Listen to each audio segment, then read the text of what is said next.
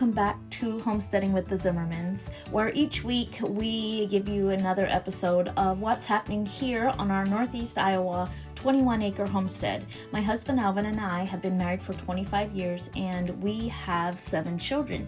5 of those children still live at home. Our oldest 2 are married and no longer live at home, so this means we also have 2 son-in-laws and 1 grandson so far.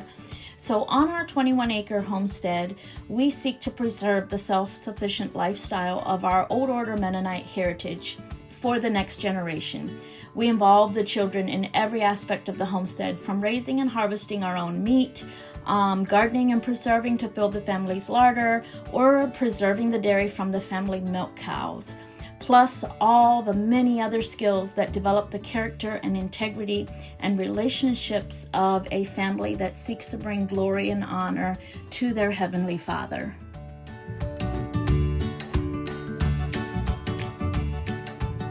Hello YouTube family! In today's video, I am going to be doing some sewing for Christmas gifts and a couple very simple projects. I've got some fabric here that I thrifted this summer. It's very heavy, fine woven cotton fabric. And I made myself a couple aprons already. And today I am going to make matching aprons for our daughter and our grandson. Now, the special thing about our grandson's apron is going to be that it's going to be waterproof. So Winston loves to help his mom in the kitchen, and he especially loves to help wash dishes. And if you've ever washed dishes with a toddler, you know that they get wet. And I'm very proud of her for including him in everything that she does in the kitchen, because you know that I'm a great fan of not keeping your toddlers from the kitchen or anywhere that you're doing chores. So, a little backstory. My grandma had a little apron at her house for when my siblings and I would come over, because she was a great believer in kids need to help with chores. So she had us washing dishes when we were itty bitty, and she made us this apron with plastic inside. So she made a double-sided apron, and then she sewed plastic on the inside, and we wouldn't get wet that way. Our dresses, whatever we were wearing, wouldn't get wet from us, washing dishes. She also made 2 aprons for our house. So my siblings and I wore these aprons when we washed dishes at home. I specifically remember the apron was blue with little white stars on, and when I started first grade at 6 years old, it was my job to wash the family's breakfast dishes before I rode my bike to the little Mennonite one-room schoolhouse, right? But wearing that apron with the plastic on the inside that my grandma had made kept me from having to go to school with a wet belly every day. Because believe me, when a 6-year-old washes dishes, her belly gets wet. I mean, I am 45 and I still get a wet belly from washing dishes, so maybe I need to put a waterproof panel in some of my aprons. When I became a mother, I wanted waterproof aprons for my children as well. And so I made a couple with heavy duty plastic on the inside, just like my grandma had. But then I think it was about my 3rd baby, I discovered cloth diapers, or rediscovered cloth diapers. So I was used to using, the pins and the rubber pants. And then I discovered like the new cloth diapers where they're kind of like an all-in-one. And I sewed a bunch of cloth diapers, and I discovered this PUL fabric, right? So it's polyurethane laminate fabric. And long story short, when I started sewing diapers, so I sewed a bunch for my babies, then I sewed a bunch to sell, and I would sell them in sets of 3 and 6. And when I discovered this fabric, I'm like, this is what I'm going to put on the back of my kids' aprons. So I am going to make Winston's apron double-sided. This is going to be the front side, and this waterproof backing is going to be the back side, and that will keep him from getting wet. Also, the apron pattern that I'm going to use is so simple. If you have basic sewing skills, you'll be able to do it. And the worst part for me, I love sewing. The worst part for me is cutting the project from the fabric. So I'm gonna cut the project today, because that means in my free time, as I have spare time here and there, I will get to sew it. I can just sit down and sew it. So very first thing we're going to do is cut the fabric. So for Winston's apron, we just need to start with a square, and you need to know approximately how tall the child is. So I know that Winston is approximately 30 inches tall, but also this apron will grow with him. So I'm going to make it fairly big.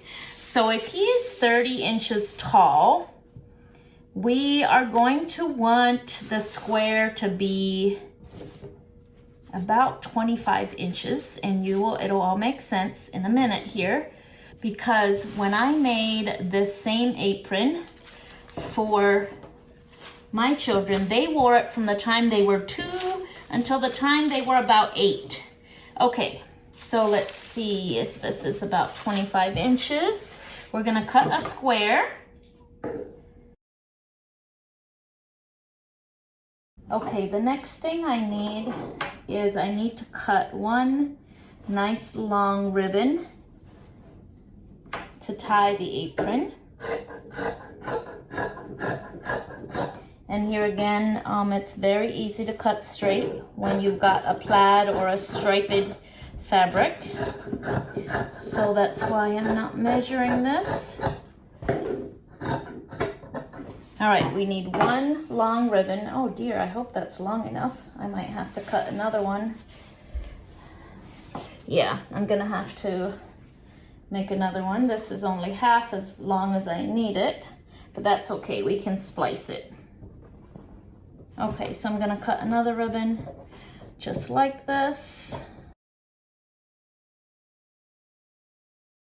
All right, so we've got the ribbon, and then the only other thing that we need is we need this fabric, this waterproof fabric, and we need it to be exactly the same size as the apron.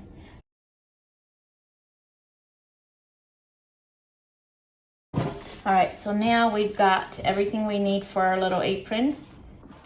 All right, we're ready to sew. So we're gonna take the shiny part of the PUL fabric, and we're going to make sure the shiny part is on the inside, because my sewing machine does not like when the shiny part is against the feeders or the feed dogs, right? And so the shiny part, and my fabric is same on both sides, but you will take the right side of your fabric and the shiny side of the PUL and put them together. And then you're gonna sew all the way around until you come back here, and I'll show you. All right, so I sewed all the way around, except I left a little opening. Maybe you can see better on this side. I left a little opening right there, and I'm gonna use that to turn my apron right side out. A good thing to make sure that you have crisp corners is to trim your corners a little bit. Okay, so now right up here, this is where we turned our apron right side out. You're just gonna take that and tuck it in. You can iron it if you want. But what I'm going to do is this is going to be the top of the apron. So I am going to fold this down. Okay, so we are going to flip this top part down and sew along the edge here. And when we sew along this edge, we're gonna make sure that we tuck these raw edges where we turned it right side out. We're gonna tuck those in.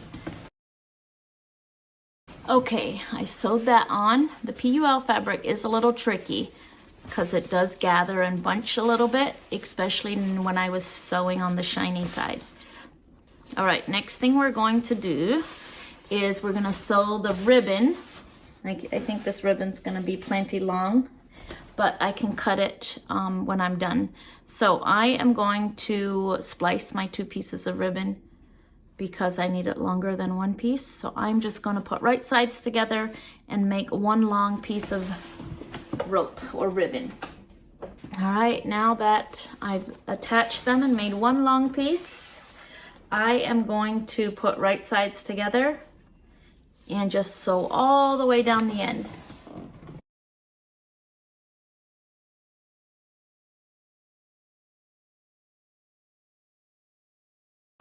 Okay, now that I've got this ribbon all sewed, I am going to turn it right side out. I'm going to use this handy little tool. I don't know what it's called. I call it my turner.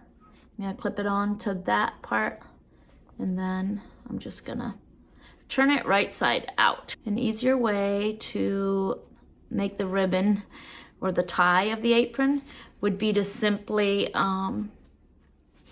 attach a coordinating ribbon, like use like gross grain ribbon. Matching ribbon would make this twice as fast.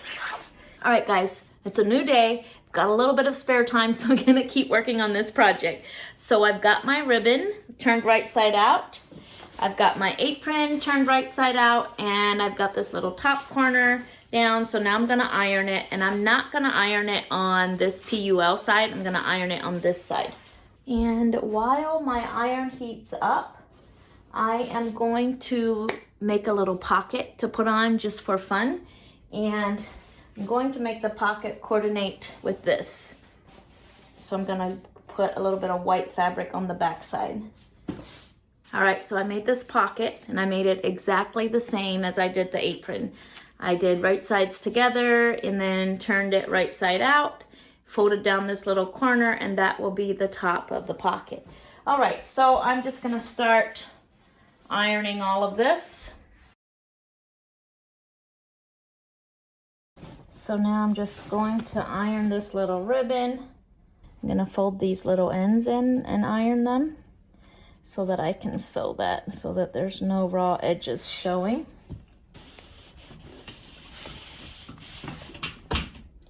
All right, we are almost done. So you're gonna take your, okay, let me turn it this way for you. This is your top by the chin, and this is going to be the corner. So you're gonna take that and fold it over about like this. And we are going to sew along this bottom edge, and we're gonna make a little casing for the ribbon to go through, for the tie to go through. So we're just gonna fold it down about like that and sew right along the bottom edge. All right, so we've got the casing done on that side, and now we're going to do the same on this side. We're just gonna make a casing from the neck of the apron to the first corner. So be sure to remember to backstitch a lot, because this apron is going to last for years and years. So next thing we're going to do is I'm gonna take my handy little turner tool, and I'm going to thread my ribbon. So I'm gonna start down here, thread my ribbon through this casing. All right, so I'm bringing my ribbon out up here at the neck, and then I'm gonna take it down the other side, and I'm gonna show you how this makes this apron so extremely adjustable. All right, so here I need to bring my grandson here to show you. Basically, this is the apron, and this whole ribbon, this ties, and it's adjustable, so you can put it over their head and then adjust it to fit them. So now I'm going to attach the pocket, and it's going to be a challenge for me to do because everything is diagonal now. So I'm not going to, the pocket won't be extremely functional because it'll have a pretty small opening. You may want to pin your pocket before you start sewing, but I know which lines I want it to line up with, so I can just hold it.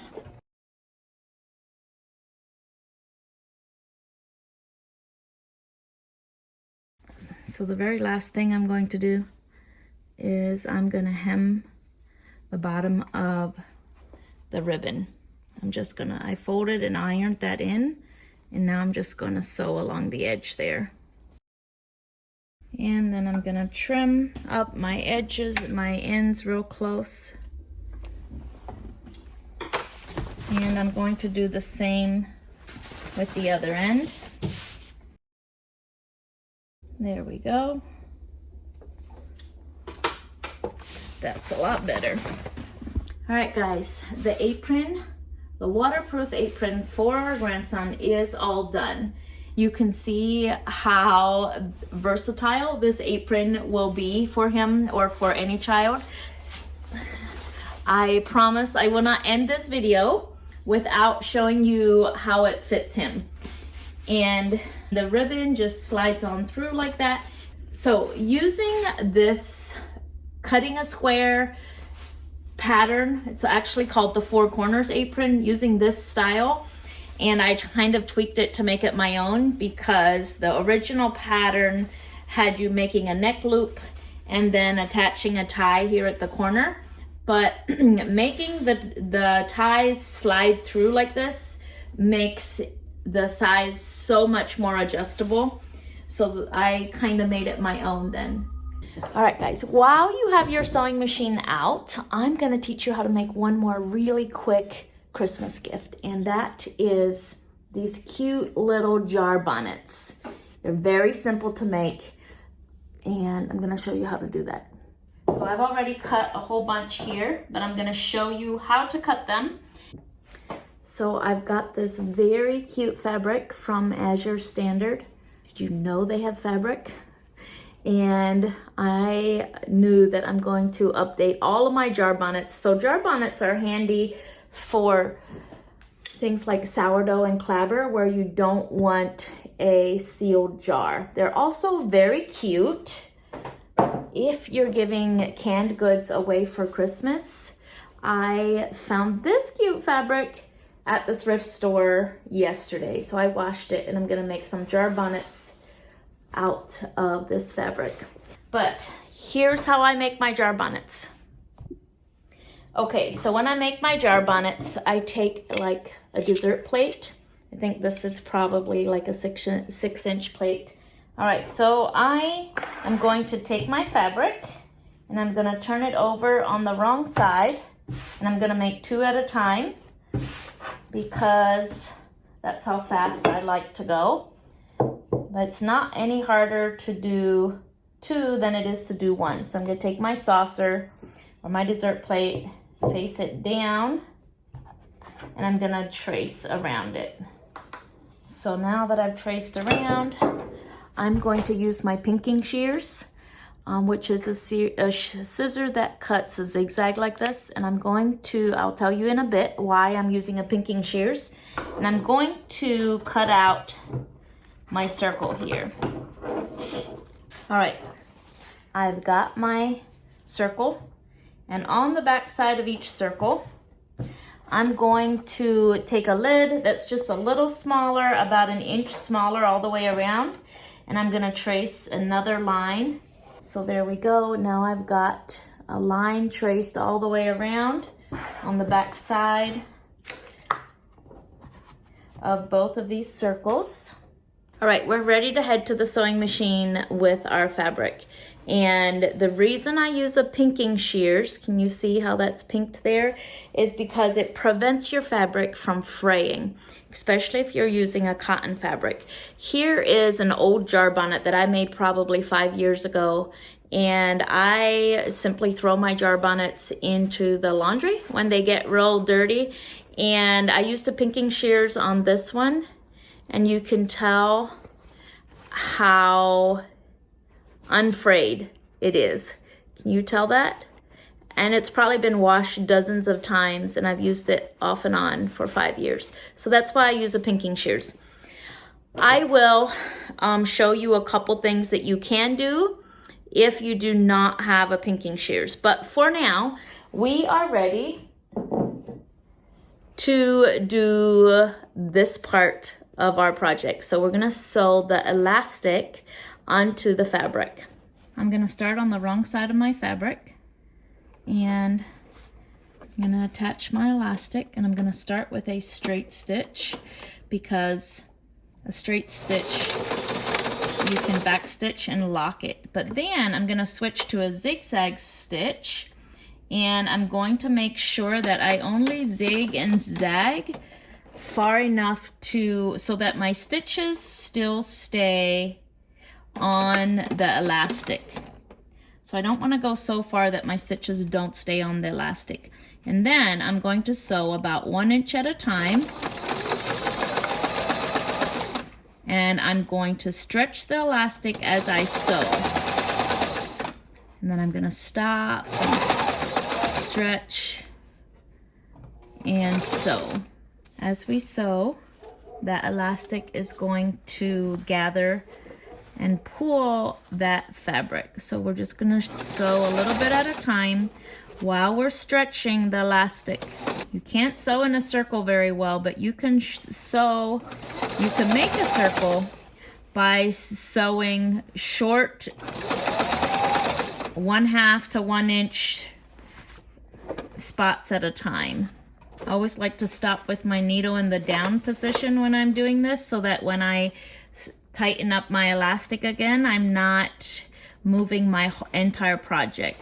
And then we're getting to the end here, you can see, and we are just going to overlap that from where we started. And then the same way as we did when we started, we're going to turn back to a straight stitch, and we're going to lock this all in. And we are done. And notice that I did not cut my elastic before I started. I just kind of left it feed in as I went, and now I'm going to cut off the elastic.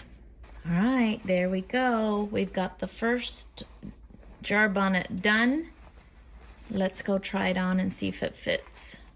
All right, here goes. Look at that, perfect fit for a wide mouth jar. Now if you're making a regular mouth jar, if you want to make one for a regular mouth jar, you would just make everything a little smaller. And this would make a beautiful gift because you could tie a little red ribbon around here, cover up your stitches, tie a little red ribbon, and it would be ready to gift, whether you're gifting green beans or anything like that. So there we go. It takes about 10 minutes for me to make one. But I've been sewing basically my entire life. So if it takes you a little longer, that's okay. All right. If you do not have a pinking shears, like the zigzag shears, you can just cut it straight and let it be what it'll be. Let's say I was gifting a jar of jelly, right? And I wanted to make it look pretty. I would make one of these and I wouldn't even worry about the pinking shears because whoever's going to use the jelly is probably just going to toss it anyway, right? If I was making these for somebody that's going to, use them as, sourdough covers or for clabber, I would zigzag the edge of the fabric to keep it from fraying or invest in a pinking shears. You can also make these double-sided. I should make one like that just to show you how to do that. But that's a lot more work. All right, friends, I have made a whole stack of these in about 15 minutes. They are going to make great stocking stuffers. I've got a couple Christmassy ones. And now I am going to show you real quick. If you don't have a pinking shears, you can try this method or this route. You can see I cut 2 circles. I did not use a pinking shears. I'm gonna put right sides together and I'm just gonna sew all the way around the edge, and I'm gonna leave a little opening to turn it right side out. All right, I'm using white thread now, so I'm sorry if you can't see real well. I sewed all the way around the edge in a straight stitch, and I left a little opening right there to turn it right side out. So now I'm just gonna turn it right side out, and then I'm gonna have to iron it, and I hate ironing. So I will probably, I will often take shortcuts, whatever I can do to not have to iron. And you can see how nice that edge is. There's the opening that I turned it around. So I'm just gonna iron that, make it nice and round. But you can see we don't have any raw edges on this. Okay, so I'm using a little bit of a smaller lid this time because the circle gets smaller when you use 2 because of that seam allowance. but it'll still be plenty big enough for a wide mouth jar. So there we go. I have made my circle on there as a guideline for where to attach the elastic. So just like with our others, we're gonna start with a straight stitch to anchor our elastic. And then we're gonna turn to a zigzag stitch, and we're gonna stretch as we go. And for this one, I find you're gonna have to stretch really hard because it's much harder for your elastic to gather and work on 2 layers of fabric than it is for 1. And the reason you have to use a zigzag stitch is because that is your stretch stitch. If you were to use a straight stitch all the way around, the minute you stretch that out, your thread would break. All right, so let me show you what I mean by a stretch stitch. And can you see that white thread and how it stretches apart with the elastic? That is why you cannot use a straight stitch, because a straight stitch would let loose. It would break when you do this. So that is why your zigzag is always your stretch stitch. So you can see how neat this one looks with that edge like that. And where did we turn it right side out? You could hand stitch that a little bit, or you could sew along the edge a little bit. All right, I'm gonna show you how this one fits, this last one that we made. It's actually quite pretty. And if you want to make it double layer like that, you absolutely could. But for me, I just find the single layer ones with the pinking shears faster and easier to make, less time consuming. And then you know what, when they're wore out, I just throw them out. All right, guys, thank you so much for being here and watching me sew. I need to wrap up my sewing for this season because I put my sewing machine in storage because this is where the Christmas tree goes. So the kids have been begging me to put up the Christmas tree. So I've got to wrap this up, but I'm very happy with what I've gotten done. I am going to make Winston's mom a matching apron using the apron pattern that I sell on my website. And if you've noticed, I'm making the aprons, and for some of mine, I'm not putting the ruffle on the shoulder anymore, simply because to save time. And also when I hang them on my apron hook, the ruffle always gets crushed. And then I just look frumpy because I have ruffles that are crushed.